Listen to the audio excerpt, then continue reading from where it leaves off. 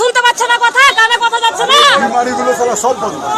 সকলের কাছে অনুরোধ, কি বলছে একটু শোনো। আপনাদের কাছে হাত জোর করে অনুরোধ করছি, কোনো একজন আমাদের ভাই, আমাদের সঙ্গী মারা গেছেন, সামনে কবরস্থান, কবর দেওয়া হচ্ছে, এমতো পরিস্থিতি হয় আমি এখানে শেষ করব।